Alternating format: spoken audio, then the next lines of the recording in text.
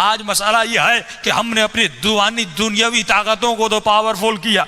आज इतना तो है कि मैं डॉक्टर हूँ, मैं PhD हूँ, मैं इंजीनियर हूँ, मैंने इतना दुनिया में पढ़ा लिखा, मैं फला ओहदे पर फायद हूँ। लेकिन मौला फरमाते हैं ये दुनियावी ओहदे अपनी जगह, तुमने तरक्की की, अपने लिए तरक्की की, अपने औलाद के लिए अच्छा घर बनाया, अपने लिए अच्छी गाड़ी ली, अपने असबाबे ज़िंदगी को तुमने फराहम किया। लेकिन ये बता तुमने अपने रूहानी मकाम को कितना बुलंद किया?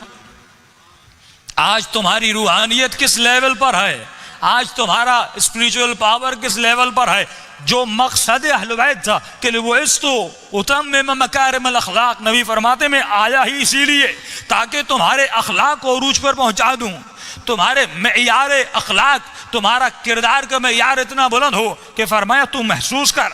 लेकिन ये खाना पीना, ये चलना फिरना, ये सोना उठना, ये इज़्दाद औलाद, ये तमाम तर सिफ़ात तो अल्लाह ने हैवानात में भी रखी हैं। लेकिन मकाम इंसान क्या है? मकाम इंसान इंसानियत ये है कि इंसान अपना रूहानी मकाम बुलंद करे कि अगर यहाँ से सलाम करे और कहे अस्सलामु अलैका या अबा अब्दुल्ला, इसके कान ये सुनने की ताकत रखें कि मौला ऐसे जवाब दे। कम अज कम 60-70 साल की जिंदगी में एक मरतबा अपने मौला की जियारत कर पाए, कम अज कम 60-70 साल की जिंदगी में एक रूहानी इशारा देख पाए। वही इशारे जो मीसम को होते थे, वही जो हबीब इब्न मदाहिर को होते थे, वही जो आयतुल्लाह बहजत को होते थे, वही जो आगा मिस्कीनी को होते थे, वही जो आगा मरअशी नजफी को होते थे। ये भी आपकी तरह मेरी तरह जीते जाते इंसान थे, लेकिन इन्होंने अपने रूहानियत के पावर को बढ़ाया, इन्होंने अपनी रूहानियत को बढ़ाया। कब मौला ये रूहानियत कैसे बढ़ेगी?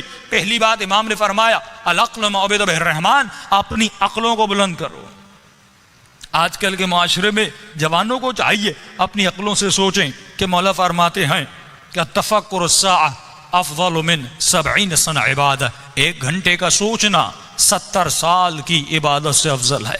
क्योंकि इस सोच के ज़रिए तो खुदा तक पहुँच सकता है, इस सोच के ज़रिए तो विलायत तक पहुँच सकता है। आज शियत के तमाम तर इख्तलाफात को अगर जमा किया जाए एक किताब में तो उसकी वजह यह है कि हम अक्ल व अक़लानियत से दूर हो गए।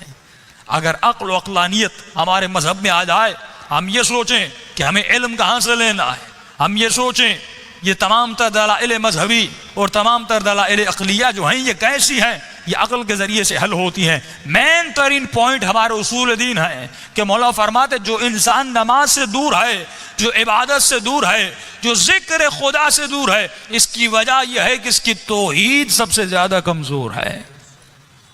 फरमाया अगर तौहीद मजबूत हो जाए तो इंसान खुदा की इबादत करने लगे, अगर तौहीद मजबूत हो जाए इंसान तस्बीह परवरदिगार आलम करने लगे। अहले बैत ने फरमाया हम खुदा के इतने करीब इसलिए थे क्योंकि हमारी तौहीद मजबूत थी।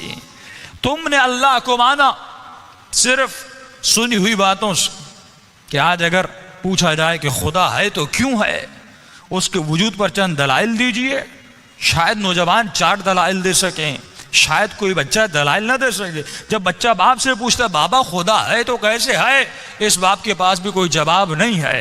फरमाया स्टडी करो, सोचो और समझो, अपने रब तक पहुंच सकते हो। अगर तौहीद मजबूत होगी तो नबूवत मजबूत होगी। इसीलिए इमाम से पूछा कि मौला अगर क़यामत के दिन खुदा ने सवाल किया कि तुमने मुझे क्यों माना, और अगर आपने जवाब ये दिया कि परवरदिगार मैंने बाप के कहने पर तुम्हारा कलमा पढ़ा, मैंने मौलवी के कहने पर आपका कलमा पढ़ा, तो अल्लाह की आवाज़ आएगी ये दलील काबिल कबूल नहीं। अगर मैं तुम्हारी ये दलील मान लूँ तो उस बुत परस्त की दलील भी बड़ी मजबूत दलील है कि जब उससे पूछा जाता है कि तुमने बुतों को सजदा क्यों किया, वो कहता है क्योंकि मेरे आबा व अजदाद ने कहा, मेरे मोहल्ले वाले ने कहा, मेरे रिश्तेदारों ने कहा, जिस माहौल में मैं पला उसी माहौल में बड़ा हुआ। मौला फरमाते मोमिन मच्छर की तरह नहीं होता, जहाँ की हवा चली वहाँ पे चला जाए। मोमिन मजबूत पहाड़ की तरह होता है, इसके अकायद मजबूत होते हैं, ये अपने उसूलों का कभी सौदा नहीं करता।